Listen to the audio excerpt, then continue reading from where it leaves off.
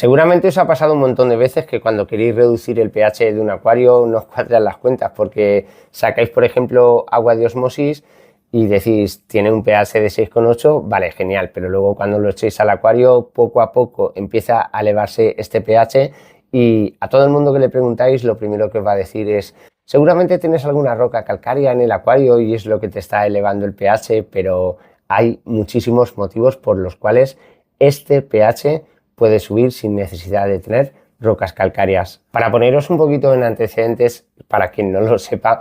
debéis saber que el pH es una medida con la cual medimos el potencial de hidrógeno que tiene nuestro agua. A un pH más elevado, más alto, más alcalino,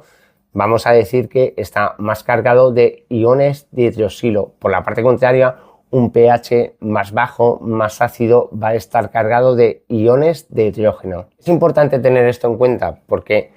el equilibrio del pH va a venir dado ya no del agua de osmosis que saquemos o del agua del grifo que tengamos en casa, porque también nos puede suceder que tenemos un agua del grifo de 7 o 7,5, que sería un pH súper normal, pero cuando lo introducimos en el acuario, con el paso de los días también vemos que se eleva. Y esto, primeramente, se suele dar en casi todos los casos, o en muchos casos, en acuarios plantados. Esto se debe a que uno de los motivos que va a hacer que nuestro pH fluctúe tanto a la baja como a la alta es la disolución de oxígeno o CO2 que se encuentra en nuestra columna de agua. Si por ejemplo tenemos un acuario plantado en el cual estamos inyectando CO2 y estamos utilizando agua de osmosis, lo que quiere decir que tenemos un KH prácticamente bajo o inexistente y que no tenemos iones de calcio o magnesio, este pH va a tender siempre a estar a la baja por la carga de CO2 que vamos a tener en nuestro agua. Hasta aquí todos lo entendemos porque ya sabemos que inyectando CO2 baja el pH, pero el problema es cuando tenemos un acuario plantado donde no lo inyectamos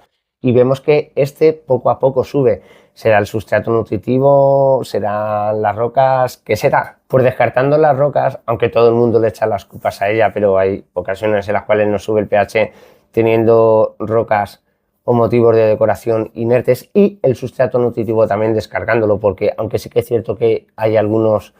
arcillosos que nos suben el pH, como puede ser el manado, los sustratos nutritivos como norma general no van a subir nunca el pH, al contrario, van a tender a acidificarlo. Entonces, una vez hemos descartado las rocas y el sustrato, si en un acuario plantado se nos eleva poco a poco el pH, solamente nos queda echarle la culpa a la fotosíntesis de las plantas. Ya que en acuarios plantados vamos a intentar mantener los TDS para que no haya mucho crecimiento de algas y las plantas estén en óptimas condiciones entre 150 y 300. Eso nos va a dejar con poquito GH y poquito KH, que sobre todo el KH es súper importante, ya que a menos de 4 perdemos ese efecto tampón para que el pH no se desplome, pero tampoco para que el pH suba en exceso, ya que el KH hace efecto tampón para estabilizar el pH de nuestro acuario. A ello le sumamos que las plantas van a consumir el CO2 disuelto en la columna de agua, lo inyectemos o lo generen los peces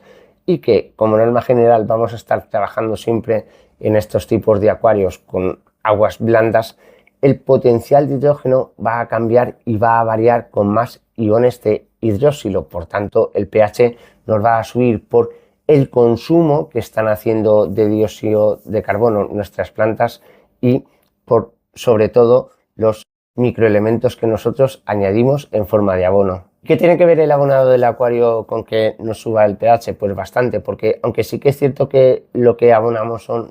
los 3 macronutrientes principales, nitrógeno, fósforo y potasio, y el nitrógeno no nos va a causar ningún tipo de problema. El fósforo y el potasio son iones que van a subir el potencial de hidroxilo, por tanto nos van a subir el pH del acuario, sobre todo en acuarios plantados donde estemos abonando. Recalcar también que no solamente los iones de fósforo o potasio van a elevar el pH, sino también los de calcio y magnesio, que aunque muchas veces pensemos que por tener un KH bajo vamos a poder mantener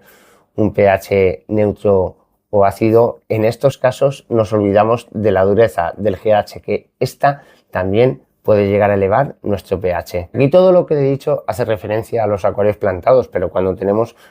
un acuario normal y corriente, como puede ser el que tengo yo atrás, el del lago Malawi, aunque sí que es cierto que tiene que estar a un pH bastante más alto de lo que entenderíamos por neutro, importa muchísimo la oxigenación. Y sin ir más lejos también sucede en el acuario marino. Si yo tengo un acuario pobre en oxigenación, como puede pasar con el Fluval 23, que está completamente tapado, voy a tener problemas siempre con un pH que va lentamente a la baja. ¿Por qué? Pues porque el CO2 que hay disuelto en el acuario poco a poco va a ir absorbiendo al carbonato cálcico que se encuentra en la columna de agua, y este no va a ofrecer la misma resistencia como efecto tampón para mantener el pH estable. Por tanto, ese pH poco a poco nos va a ir bajando. ¿Qué sucede justamente al revés cuando mantenemos acuarios con muchísima circulación, como puede ser el acuario marino, o por ejemplo con muchísimo movimiento de agua en la superficie, como el acuario de cíclidos Malawi que tengo detrás? ¿Qué sucede? ¿Por qué sube el pH? Pues súper fácil, porque